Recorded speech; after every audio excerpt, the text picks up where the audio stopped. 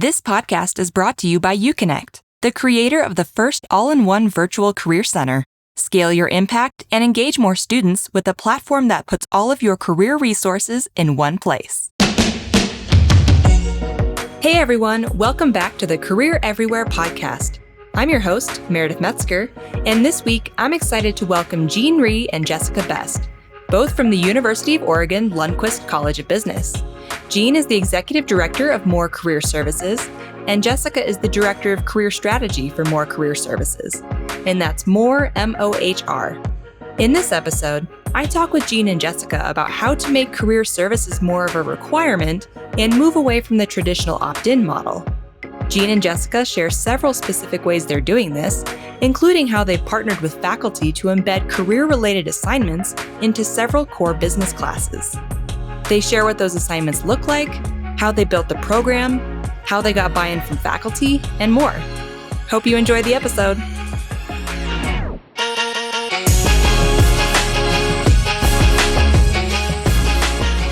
So thank you both for being here. Hey, thanks for having us. We're excited to be here. Yeah, I'm glad to be here. Yeah, well, I'm glad to have you both. And I'm excited to talk to you two today about how to make career services kind of more of a requirement and maybe moving away from that traditional opt-in model. So I know this is top of mind for a lot of career leaders these days, and it's been top of mind for me even because two of our past guests actually said something about this a few episodes ago when I asked if they had a magic wand and could change anything about career services. Megan Baeza and Mary B. Merritt, both from the University of Texas Permian Basin, they both said that they would make career services a requirement for all students somehow. So I'm excited to dig into how you're making career services more of a requirement for your students there in the Lundquist College of Business at the University of Oregon. Before I get into that, though, is there anything else either of you would like to add about yourselves, your backgrounds, or your roles in the Lundquist College of Business? Meredith, I was actually going to just mention about More Career Services. I think a lot of people sometimes don't understand or know where does that name come from. So just wanted to share that Jay and Kim Moore are a couple committed ducks and donors who've contributed quite a lot to the college and obviously to the Career Center. They really have a heart for student success. And yeah, so I just want to explain where the name comes from. Yeah, on top of that, I think they're just lovely people. So hopefully give some context to the name. I think we need more of those kind of folks in the career services and higher ed world. Absolutely. Jessica, anything else you'd like to add? No, I think I'd love to talk about the program and get into it. So let's go.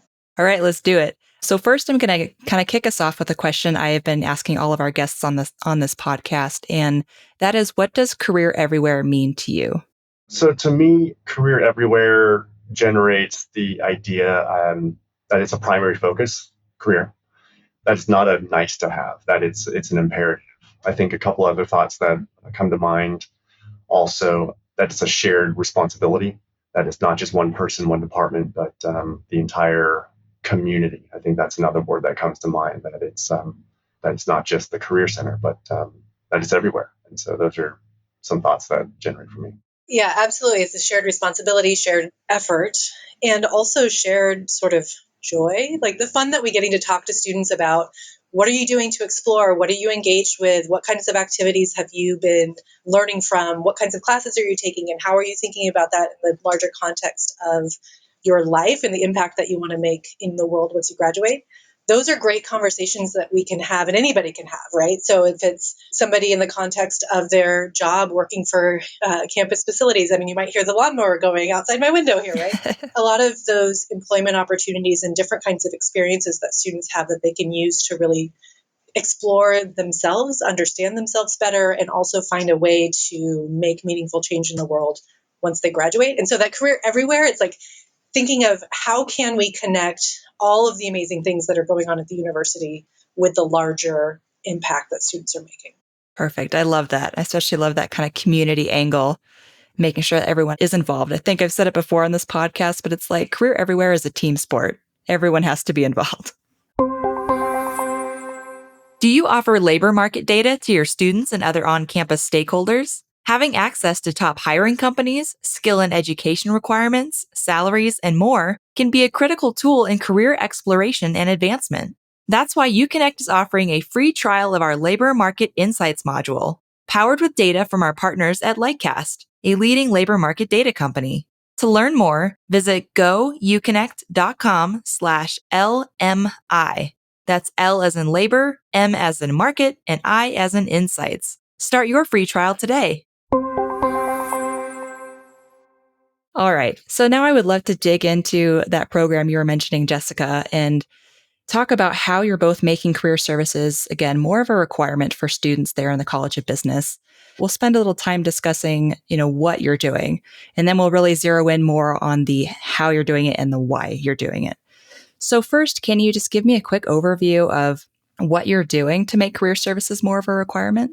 Yeah. So, you asked me background earlier. I'll give you a little snippet here. I've worked here in the College of Business for 15 years.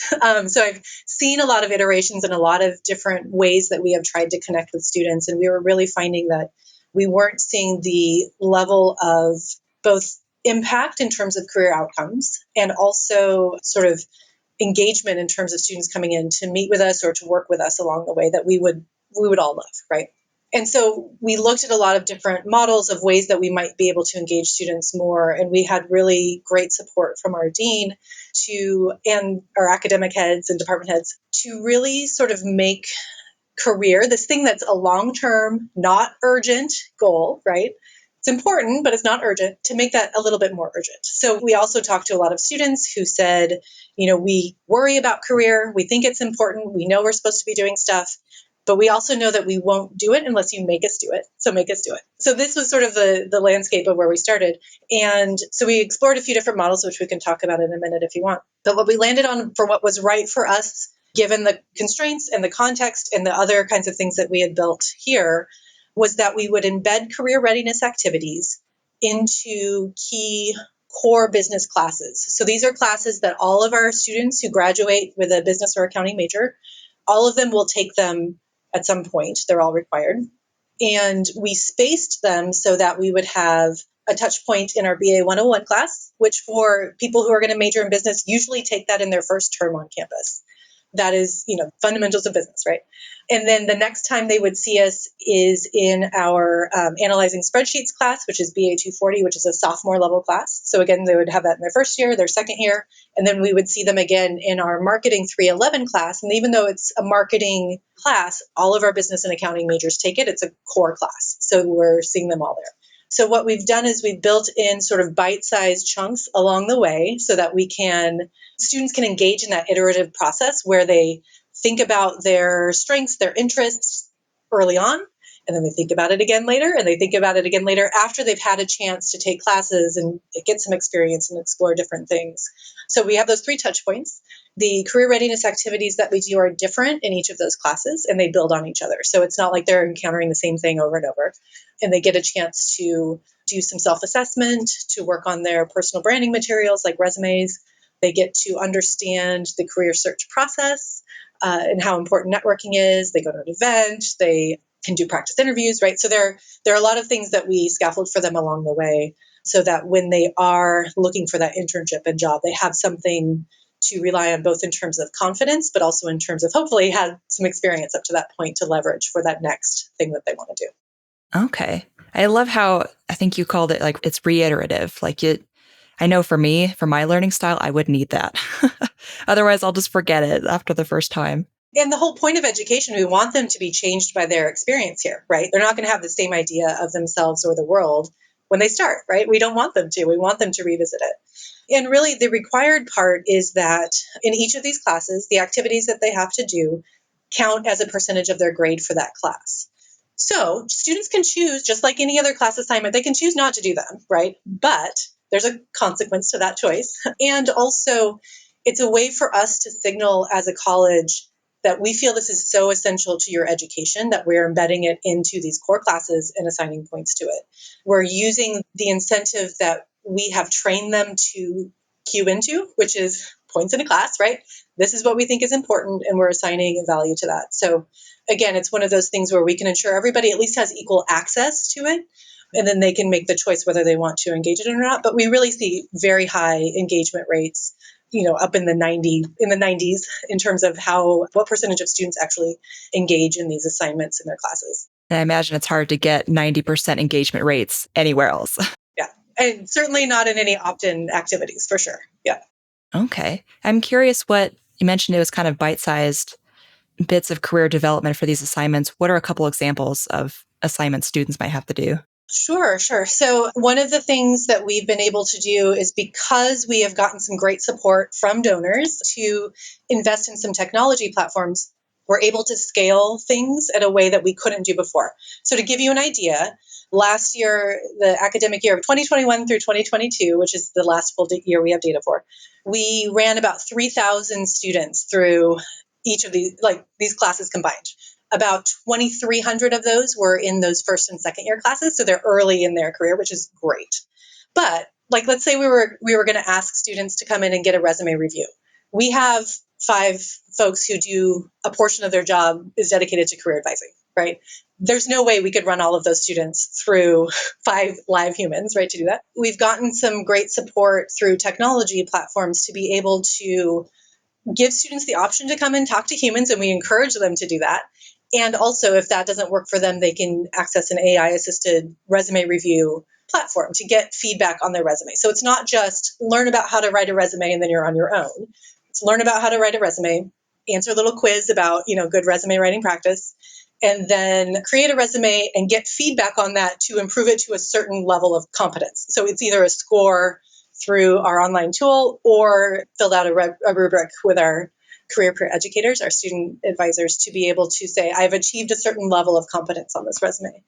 So that's one example of what we would do. And the resume is a good example, I think, because it's that thing that students feel like unlocks opportunity for them, right? Like they feel like they have to have a resume before they can do anything. So by having them have that basic foundation, then they feel empowered to go after different kinds of opportunities or experiences.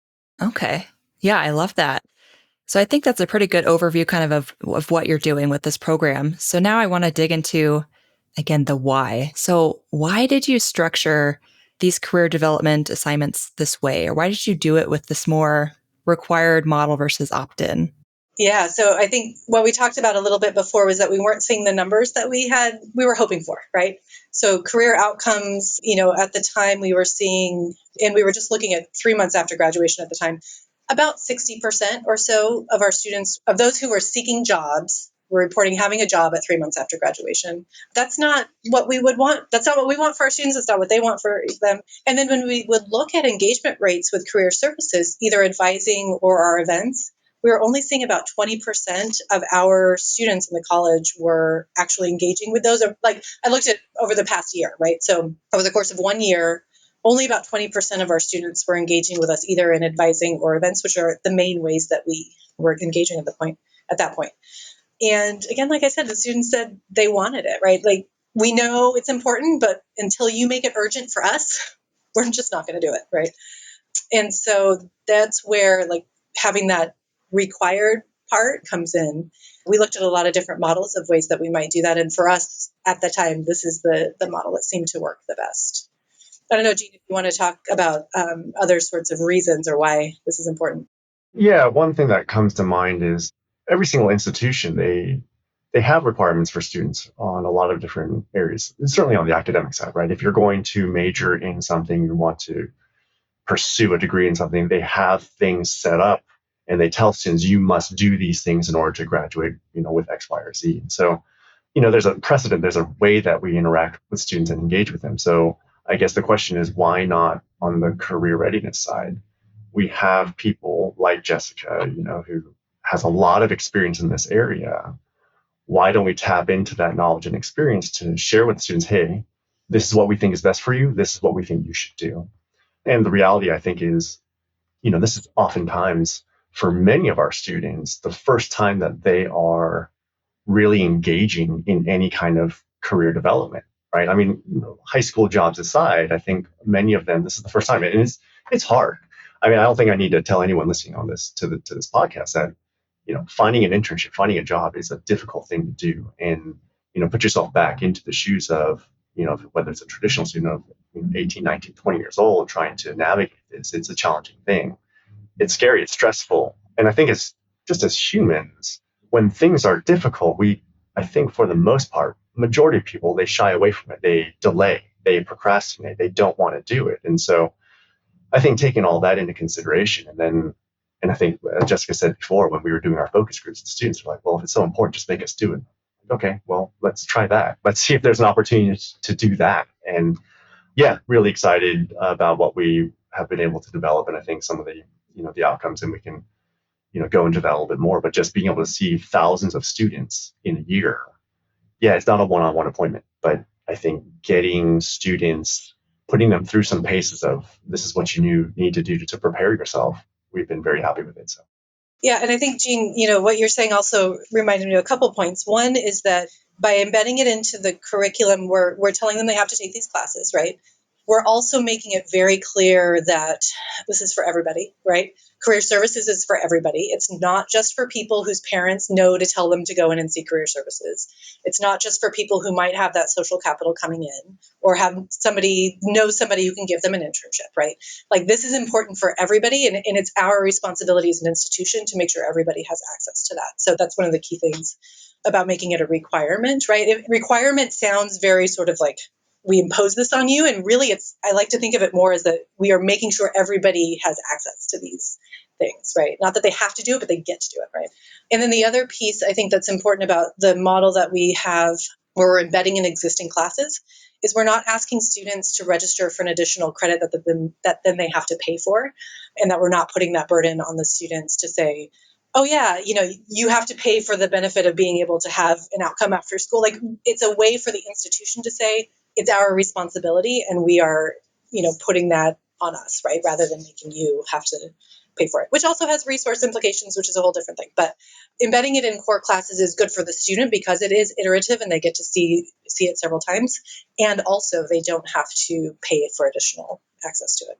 And I know, Meredith, you connect. I know that you all are, pushing in this direction of equitable outcomes and how to share best practices and how to, thematically get that out there to career services and institutions around the country, around the world. And yes, Jessica was saying, like this, think of all the students who cannot attend our evening event in the atrium that we had last week because they have to work. They don't have that choice. And yeah, there are virtual options that we come up with, and we have those.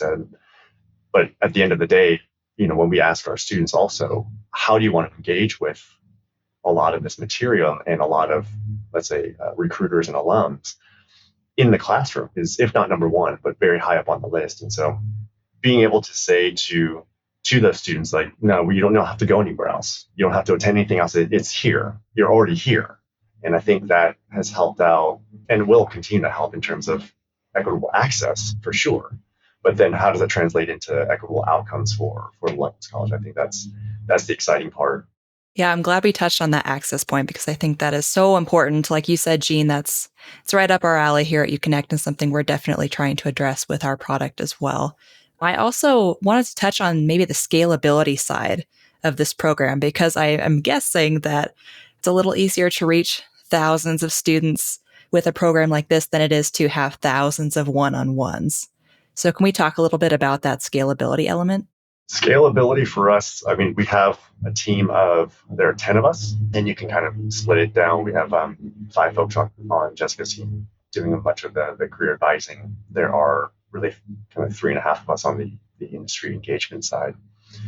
She mentioned before, there's no way, I mean, we graduate roughly 650, 700 students a year. I'd love to be able to go to the dean and say, hey, all those students within the college are coming to see us and beating down the door.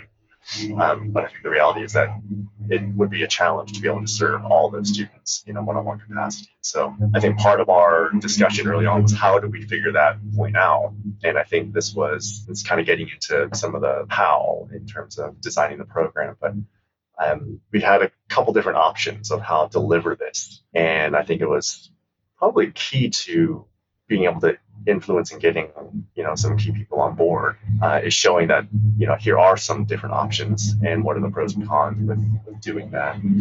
But, having these assignments built into these courses, students can do them. They have access to them. It doesn't interfere with class time. And I think, I'll let Jessica kind of get into the details of it, but, how can we impact all of those students without impacting class time, which that would have been an absolute deal breaker for our faculty, at least, right? Like, you can't take their class time. So, this was designed in a way that helped us reach all of those students, explain to them, like, you had to do these things, but also help them to understand the different components so they start to think about them on their own time. So I know, Jessica talks a lot about messaging to students. So yeah, you have to do these things, but like by us even asking the question, it starts to plant the seed into their minds of, networking, informational interviews. Like, these are things that I should be doing. So I think being able to use technology, I think, helps out greatly. And, for us having the ability to, we have several technology platforms, but again, thanks to donors who have been able to help pay for those things. How many times do we have platforms and what's the uptake on those? How much are students using those platforms? And by designing this requirement and embedding the technology platforms into the program, now we're also using those platforms instead of them just sitting on the shelf collecting dust. And I think that's a major issue, I would imagine. I think for a lot of us is you're spending a lot of money on some of these platforms, and are they being utilized? And I think that has helped out with scale as well. Jessica, anything that you want to add there? I think the only thing I might add is what we're talking about here are the basic fundamentals, the building blocks that you need. It's necessary but not sufficient. So we're trying to reach at scale to get students up to a certain awareness of the process and awareness of what it might look like for them, and also to start the flywheel, right? We want to inspire them to get involved and get interested earlier and often, because then that makes it a lot more fun. It's less stressful. You're not carrying the whole burden of your entire 4 years in college, and then in the last 3 months you have to decide how to convert that into some sort of meaningful but also remunerative work.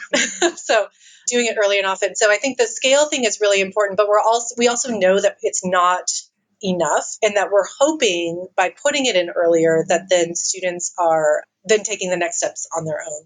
And also, to give you a little context, we launched this with one class as a pilot in the fall of 2020. So it's still a pretty new program.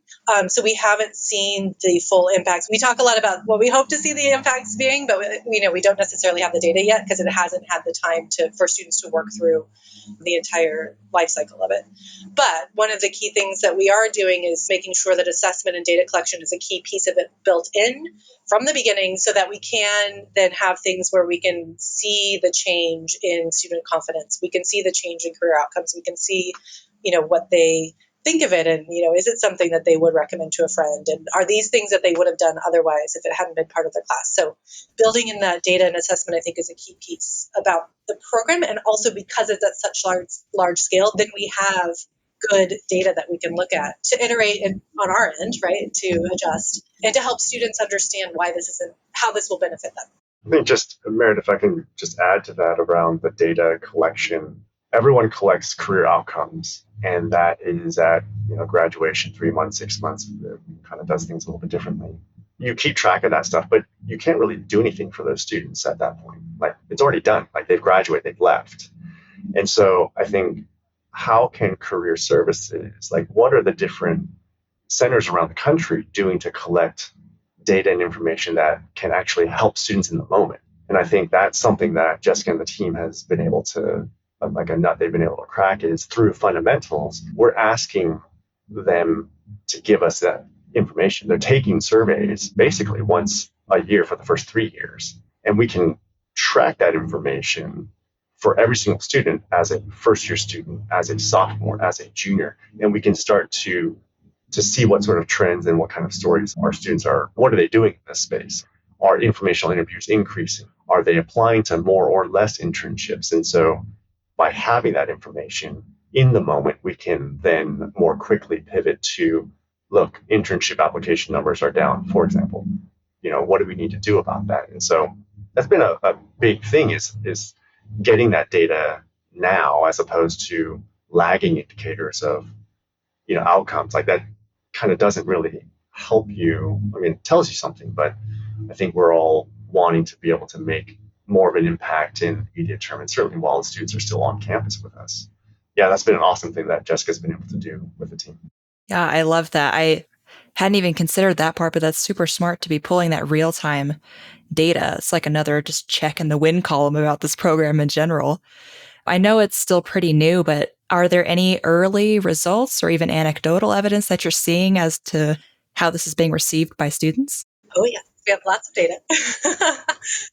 And so we ask them about things like, how much do you agree with this statement? I have a better understanding of my own career journey. And we are getting 85% agree, right? I know the next two steps I can take in my career journey. I have tangible things that I can do next. Again, like 85%. I would recommend this to a friend. So this is the question that we ask across all of our programs in terms of like general satisfaction. Would I inflict this on somebody I care about, right? Like, is this something that I would put my reputation on to recommend to a friend? And keep in mind, this is, again, a compulsory activity. It's not something that they chose to do. It's part of their class.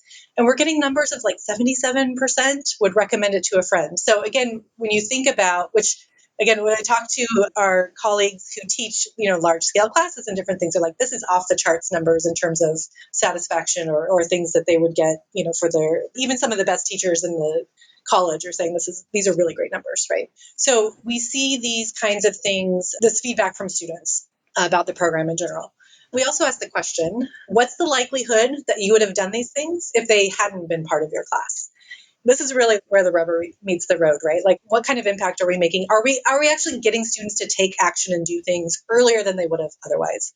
And that number is around 70%. It's a little bit, depending on which class you're looking at, that's going to be a little bit more, a little bit less, which is amazing, right? Like, you're going to see there's going to be 15% of students who will do these things regardless, even if there were no career services office in the college, right? Like, they would do them. There's going to be 15% of students who just won't do them because they have so many other things that they're grappling with and so many other pressures that they need to pay attention to. They have other crises going on. There's going to be students who are just not going to engage.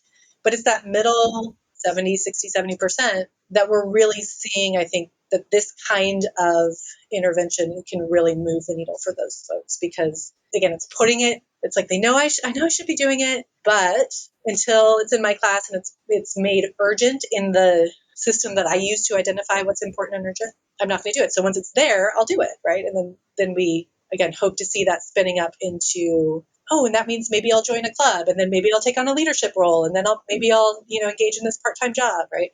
So that's where where we're hoping to see that over time, the engagement with career fundamentals will then lead to other kinds of things like higher numbers of students doing informational interviews, higher numbers of students doing informational interviews earlier, right, in their academic career, and those kinds of things.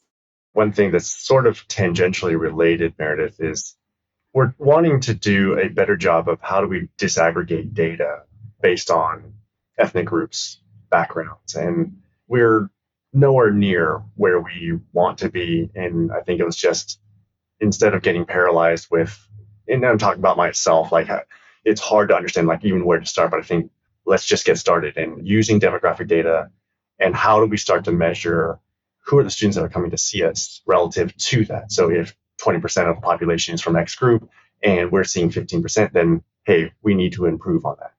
And so I think with this program specifically, if we're gathering a lot of information, gathering a lot of data in this, how can that help to inform us at a more granular level about our student populations and the different segments of student populations and how we can be helping them even further? And that's a whole nother area that we were wanting to push into. And yeah, if maybe that's a podcast for you, if you can find someone that's doing excellent work in that area, I'd love to hear that.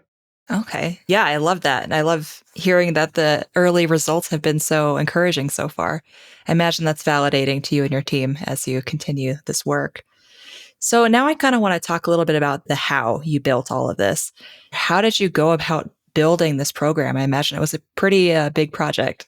I think first, just to be clear that there was a lot of work and a lot of people that kind of brought us to the point where we were able to launch fundamentals. And from the different programs and the way that we worked with students, even one-on-one workshops, the sort of the reputation of career services over the years. And I think it helped, what's the word, sort of clear the runway or smooth that path for us to be able to launch something when we did. So I just wanted to make sure that that's known, right? Like there's a lot of work that went into things before this program was launched, and there's a lot of people involved. It's higher education. Yes, of course, lots of people are involved in that, but I think there was an opportunity from the dean that was here, Sarah Netter. So she was our previous dean, and she had made a comment one day around, well, maybe we just need to make things required. And, it's at that moment, it's like, okay, well, the students are saying that. And, the dean is wanting to push in that. So how, like, the iron's hot. I think we need to strike. And so then it was a series of conversations, with various associate deans, and hey, how could we make this a reality? And getting some ideas, and then I think we got to a point where, hey, here's a proposal, and it was a 5-page document, 4-page document of why are we doing this? How does it help students? How does it help outcomes? How does it help, in terms of equity and access for our students? What are we asking of faculty? So there was kind of answered the basic questions in this proposal. And we scheduled a meeting with several associate deans, as well as we call them department heads. So we have faculty, we have departments within the business school faculty, and each one of those departments has a chair. And so we met all together and shared the document in advance. But I think we had people that were advocates, from the dean to the associate deans. And, I think that was a big help. And I think another thing that helped was market research that we did within that document to show what other peer and aspirant schools are doing in this space, who is or who is not requiring, have a career requirement. And then the last piece of not saying this is what we're going to do, but here are a few options, and let's talk about those options. And I think having a conversation like that, it just allows people to feel a little bit more included, and it's not just the career center dictating this is the way it is. And from there, there's a lot of work that went into that in itself, but then it sort of triggered, okay, well, how do we pilot? How do we start small and then grow from there? And we were only in one core class to begin with, and that was, I mentioned all the work that went in beforehand. Like Jessica did an incredible job building relationships with several faculty members, like very strong relationships. And so where did we pilot? We piloted in one of our classes where she had a really strong relationship and a great advocate in one of those professors, and gives us a better chance of success starting there. But that's sort of the genesis. Jessica, anything else that you want to add from those early days? Yeah, I think it's, you build the stakeholders, right? We had a lot of data to show that we had a great product, right? Students really appreciated and valued their interactions with us because we had been collecting data all along around advising and workshops and events and things. So we were able to also show that we weren't just asking for time for something that was not of value to students, right? And then the other piece, and this came up through the discussions with the department chairs and with faculty, is that we weren't asking for live class time, right? So at Oregon here, we are on quarters, which means we have 3 terms, fall, winter, and spring, and then there's a summer term, which is much smaller in terms of enrollment. But each one is only 10 weeks of content and finals. It goes super fast. And so if we couldn't ask for live class time in every single term of every single section of any given class. And so we built out the asynchronous modules so that it could be something that students could do outside of their live class time, but also kind of on their own time. And that also allows us, in terms of scale, to make sure that every single section of any given course has the same modules in it. And so again, it's that stakeholder development, really understanding what are the things that are going to be like no-goes, non-starters.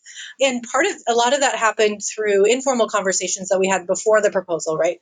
Talking to our faculty partners who have been good partners and say, okay, so we're thinking about this. What are some ideas? Like, what do you think? How would you respond to this? What do you think your colleagues would think? Or like, what are some things that might help us pave the way to make it more attractive to them? How can we sell it to them? Those kinds of things. So the stakeholder development was really, really key. And then also just being clear about the trade-offs, right? Jean mentioned we had several options when we went to the faculty and department heads.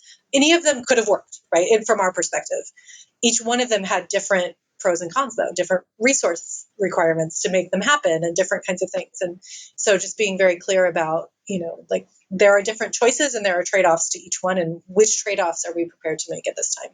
Yeah, I imagine giving them those choices helped them be more invested in the choice that ended up being made. So you mentioned a lot of, this building partnerships with faculty ahead of time, but I think this is probably a question I imagine our listeners are going to be asking too, is how do you get that buy-in from faculty? How do you convince them to make this part of their classes, even if it is asynchronous? I'm curious what that process looked like for you. I will just go back to relationships. I mean, I think that's the foundation of getting buy-in. Like if you don't have the relationships with people, then I think it's going to be a little bit more challenging. And then just noting where are those strong relationships. And I think having those earlier conversations and, is there a way to leverage that person in having other conversations with other faculty members? It's like students, right? Like students, I can say something to a student 15 times and they can hear it once from a fellow student or an alum, and it impacts them. It hits different. And so how can you use a faculty member with whom you have a strong relationship, and can that person reach out to other faculty members perhaps, or join the conversation, be an advocate in that conversation? I think it's just also mapping out who, every institution is a little bit different, and understanding who are the influencers, who has that, quote unquote power in the institution. And I think mapping that out and understanding who that is. For us, I think department heads, the dean's office, obviously, but then, we also knew that we heard from the department heads that course coordinators, which are individual people that are coordinating those courses and all the faculty members, they were going to play a role in this. And then another group that we haven't talked about, we have an undergraduate program committee, and that was another layer. But I think it's mapping out, like, where do we start? Who do we talk to first? And how do we start to build and sort of snowball this, and have it grow and gain momentum? But, fundamentally, I think it comes back to the relationships that you hold with faculty members. And, fortunately for us, we had some good ones coming into the conversation, some very strong ones. And also the relationship with the dean's office. I think with the various deans, associate deans from faculty side, from administrative side, them wanting career-ready students, I think was a huge part of getting this, pushing that snowball down the hill to have it gain momentum. Yeah, and I understand, every institution is different, and I think we're explaining what it is that happened for us and how that works, and I think everyone's going to have to, figure out what does that look like for you and at your college, at your university, your school. So Cool. Jessica, anything else you want to add to that? I mean, the only other thing on a more sort of granular level is that we're not asking them for anything. I mean, we're asking them to maybe rearrange the course points a little bit, but we're doing all the work. We're not asking for class time. We're not asking them to grade any assignments. We're taking that on ourselves.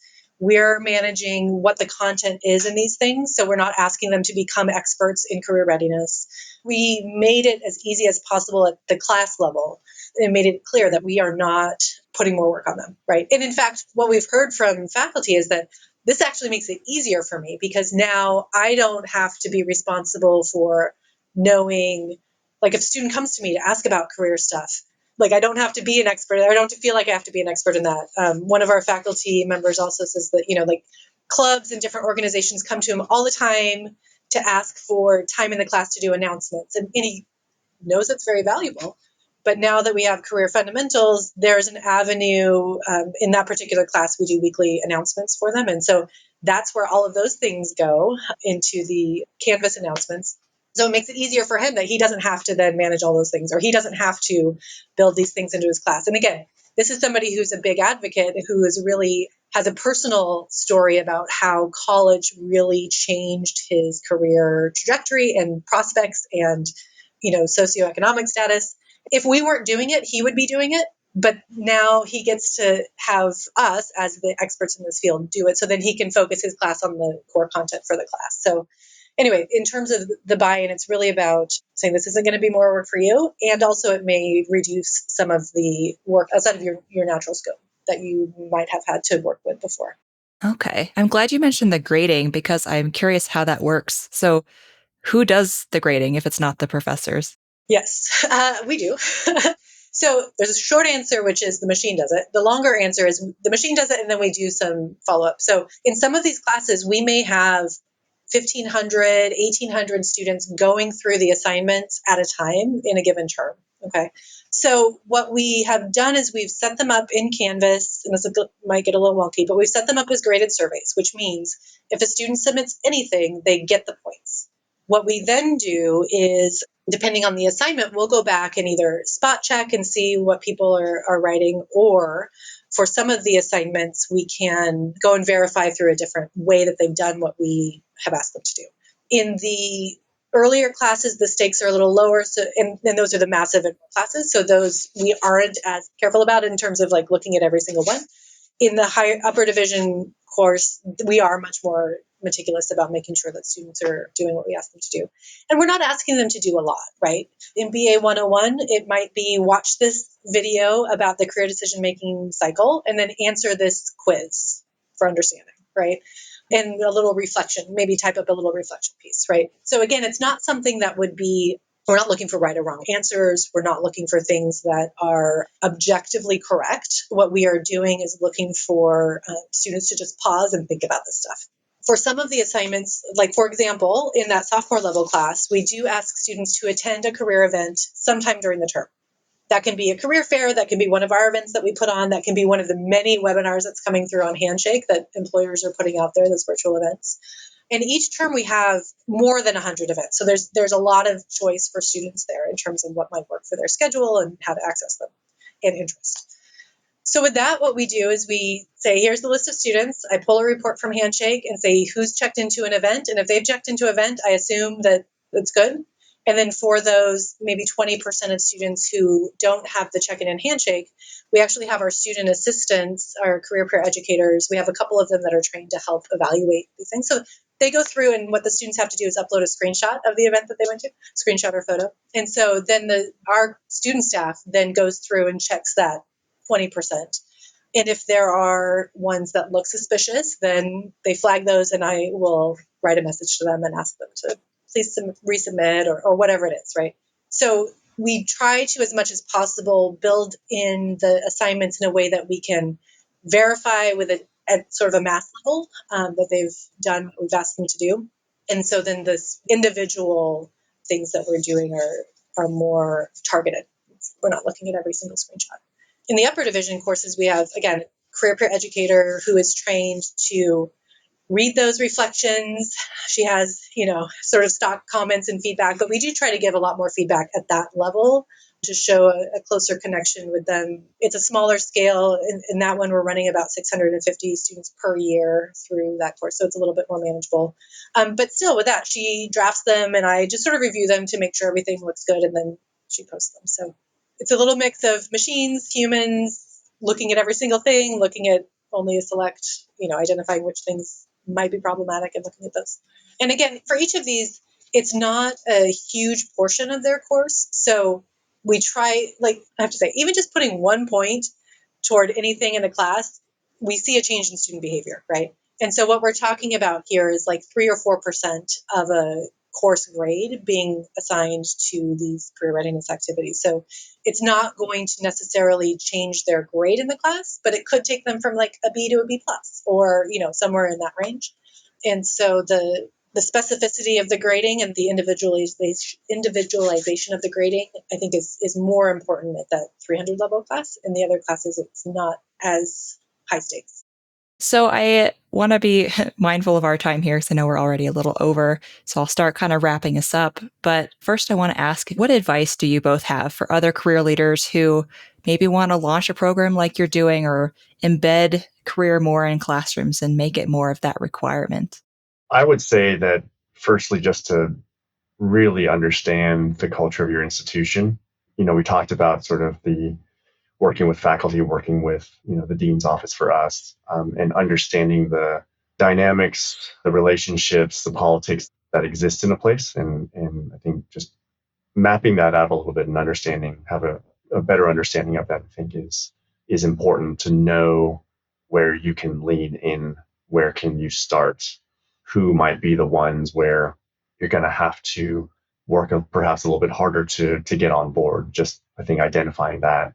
And then a couple other basic things about just, proposals is having a very clear understanding of what it is that you're wanting to do. And then knowing even, how will you know that it's working? I think basic questions that people will want to know, and having thought that out. It doesn't have to be the final answer, at least having a place to begin the conversation.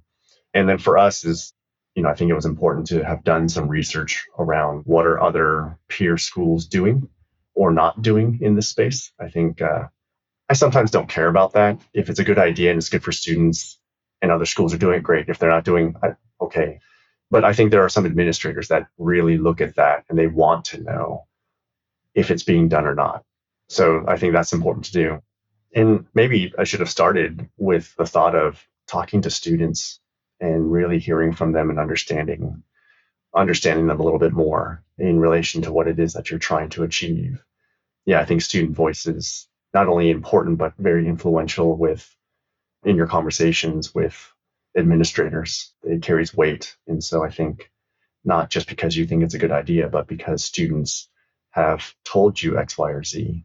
Those are a few things. Yeah, I'm so glad you said students, because yes, that's really where it starts with. And not just surveying students, but actually talking to them and listening to them and really hearing, okay, what are the barriers that you're facing? Or what are the things, how do you decide how you spend your time? How do you decide, what are the different things that you're looking at, and what are the things that are a priority for you? What are the things that keep you up at night? And so really not assuming that you even know the questions to ask. And so like that interview process really can unearth a lot of things that you might not be aware of at all, right? That's one thing. I think the other thing that I would think about is sort of the crawl, walk, run. Don't feel like you have to start with everything, and starting with something where you can prototype, right? Test something out, get feedback from that, iterate, adjust, and use that as an opportunity to see what might work at a little bit smaller scale, so then you can be confident when you're taking it to 1,500, 1,800 students in a term, that this is something that has been vetted and that there's some real value there, right? I had a colleague who would say, don't try to boil the ocean, right? We're not trying to do everything at once. We're not doing it. We're not looking at a problem that's impossible. We're taking one chunk at a time and moving it forward. I think that's one thing, with the timing, we started in the fall of 2020. And if you remember, there was a lot going on in the world. Yes, there was. One of the big benefits at that time, though, was that people were letting go of this idea that something had to be perfect when you launched, especially things having to do with video or asynchronous or online or those kinds of things. Everybody was just like, we got to throw something up there, right? They had let go of this idea that there had to be a certain status or it had to have a certain production quality. And that gave us a lot of freedom, frankly, to play and to experiment with things and to try stuff out. And for the first year, like all of the videos were recorded in my dining room, right? Because that's where I was. And, so having that freedom to be able to just try stuff. It's what we tell our students all the time, just try stuff. And that's where we had good faculty partners who were willing to experiment with us and willing to go down that road to then build on that and to make it a more sort of systematic thing. But that initial sort of prototype play stage, I think, is really important too. Right, because you all started with one class, right? Yeah, and Jessica, I love that point you brought up about like not letting perfection get in the way of progress. And with everything that we've talked about today, like this is our version of that, and it's working for us. Like it's not perfect, and I think we realize that, but we want to make an impact on students, and we're going to look at the data to tweak things and make things better. For everyone listening, we might have said some things that are deal breakers for you, and that's fine. I think everyone just needs to figure out like what are the things that you want to improve and make progress on, and design around that. There's some things like some of you might be listening and going, "This is awesome. I want to do exactly what they talked about." Great, get in touch with us. For others, the answer was no because of X, Y, or Z. That's great. Well, not great, but like I think everyone just needs to figure out what it is that's going to work for you and what you want to design for your students at your institution. I think the reality is just careers and students, it's just the connections and the topic is going to become more and more relevant and more important for us.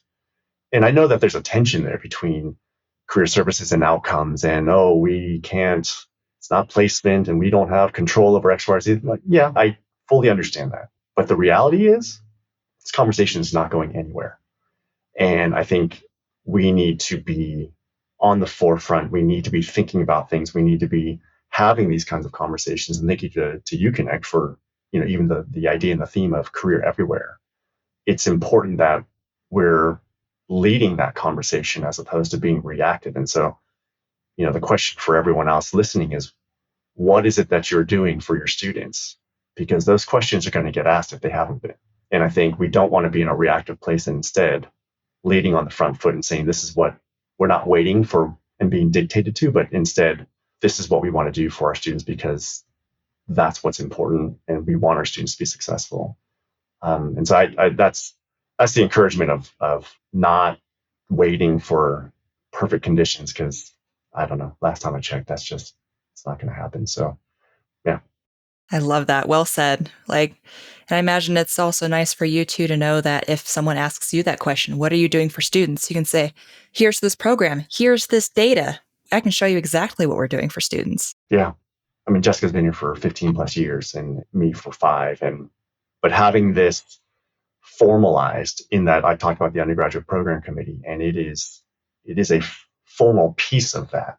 And if either one of us is gone tomorrow and not working here, this is sort of a program that will stay in existence for a while. And I think that's awesome, something really to be proud of. And the team's working incredibly hard, and they deserve the credit that comes this way. So that's huge. And we're not done yet. Yeah. Practice makes progress, right? And also, like we talked about, these are the fundamentals. This is the floor, right? This is not, it's necessary, but not sufficient. It's not where we're done. Now we checked off the box, students will be great, right? Like this is a way to start and to grow other things as well, and look for opportunities for greater and deeper engagement with students. Because really that's what they're here for. And so career services I really see as we are where higher ed makes good on the promise of social mobility, right? Socioeconomic mobility. And the population that we work with, we're a public school. We have a lot of students where Gina and I were just talking last week, it's like this experience here is changing generations of opportunity. Like we are making a big impact on the ability for those students to change the life for themselves and for their kids and whatever, right? So that piece of it being tied to outcomes, it's not just about the prestige for the institution or rankings or, the things that are sort of those extrinsic motivators. For me, it comes back to what are the student stories? What are the things that they really are looking for from their experience here? And all of those things align, right? Like, from an institutional perspective, we want to have better career outcomes for a variety of reasons. And then also the individual students and families want those better outcomes as well. Sounds like you're well on your way to making a lot of positive impact on that front. So before I kind of, again, finish wrapping us up, is there anything else you'd like to add? I feel like we've touched on a lot of really great stuff in this conversation. Just reach out to us, I suppose, if you have questions. Yeah, absolutely. Happy to dive deeper into some of these areas. And so let us know. If people would like to reach out to you, what's a good way for them to do that? You can probably maybe just find me on LinkedIn, and we can start there and then move to email after that. Yeah, LinkedIn or email, either one. Full disclosure, I don't use LinkedIn as a communication tool very often, and so sometimes those messages can sit in the inbox for a while. But email for sure, LinkedIn eventually, yes. You can find us on our new website, more.uoregon.edu. We worked with UConnect to create an awesome new website, and just scroll down to the bottom, meet the team, and you can find us there. Really happy with what our new website is doing for students. So great. Well, I'm glad to hear that. And I'll make sure to include a link in the show notes so everyone can go check out their new website and see those emails. So to close us out here, I want to do this answer a question, leave a question thing I've been doing in all of our past episodes. So I'll ask you a question that our last guest left for you, and then you'll leave a question for the next guest. So our last guest was Laura Kestner-Ricketts of Augustana College. And she had a pretty specific question. She wants to know how you're addressing the use of ChatGPT with students around job search materials. I'll take this one. And I'm really glad that you sent the questions ahead of time, because this would have been a hard one to answer in real time. ChatGPT is the latest iteration of this whole machines taking over our jobs and our lives, right? While it is a fairly new thing, it's also part of a pattern or a trend that we've seen for a while, and things that we've talked with students about in terms of artificial intelligence, human intelligence. What are the things that the two different kinds of things are good at, and how can you as a human understand and promote the value that you add as a human that machines can't do, right? So it's part of that larger conversation. Short answer is we don't have anything like systematic or, like we're not putting on our website anything about how to use ChatGPT. I will say, though, I did an informal poll of our student employees, which is, by the way, if you don't have student employees, get them, because it's a great way to keep a beat on what students are doing. And I said, do you have friends who are using ChatGPT for their job search? They're like, oh yeah, I have lots of friends who have been writing cover letters with ChatGPT. And it's not so much that they are just taking what the bot creates and submitting it, but they're using it as a way to save time to get a first draft, right? So here's where, I don't want to stare at a blank page. I'm going to put this in here. They'll give me something that at least I can start with, right? So, as we're thinking about this, a lot of what we talk about around career readiness, but also the sort of personal branding or how do you put yourself out there, we talk a lot about storytelling. Stories are things that people remember. And we talk a lot about the preparation that it takes to be able to then perform well in an interview or in the job, right? So with storytelling, that's something that the ChatGPT is not so good at, right? Because they don't have all of the context, and it's really kind of impossible to give them all of the context to be able to pull that out. And with cover letters in particular, we really emphasize diving deep into a couple of stories and not just like taking your resume bullet points and putting them into a paragraph format, which is what ChatGPT does, right? Like it can pull that over and do that pretty quickly. So the storytelling piece is something that you as a human can really add color to. But again, with a draft, at least it can help to sort of highlight what might be some key skills or strengths that you want to highlight through stories. And the other thing we talk with students about a lot of times is, like nobody's ever required to read your cover letter. So it could be possible that it's all just an exercise for you anyway. But what it can be a really good exercise in is helping you articulate and craft your value proposition. How do you want to tell that story when it comes to an interview? How can you use the cover letter as a tool to help prepare your pitch for yourself? And so again, even if you have a bot do that, that's not part of your learning process or part of your preparation process. So those are a couple of things that we have that we talk about with students when it comes up. But yes, it definitely is part of this larger trend of, okay, the machines are coming for our jobs. What are we going to do? So Meredith, I just put the prompt into ChatGPT, and it ends with, in all of these scenarios, career services staff can use AI as a tool to enhance their work with students. It's important to note that AI should not replace the expertise of career services staff, but rather complement it by providing additional insights and information. Well, there you go, straight from ChatGPT itself. Yeah, this has been an interesting conversation in the content marketing space as well. Like, how do you use it? When do you use it? Is it weird to use it? So it's interesting to hear how that's playing out in career services as well. So what question would you two like to leave for the next guest? Oh, yeah, I've got a pretty serious, important question, especially for career services. So the question is a hot dog a sandwich? These are the important questions. Thank you. Thank you for recognizing that. I'm like-minded. I appreciate it. I love it. All right.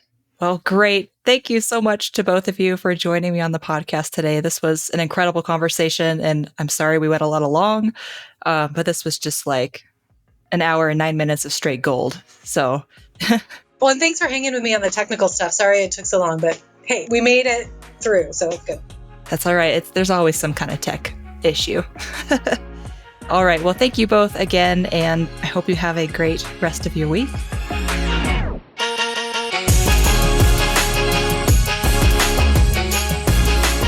That's all for this episode of Career Everywhere. Thanks so much for listening. If you enjoyed it, please be sure to hit subscribe and rate and review us wherever you get your podcasts. We'll see you next time.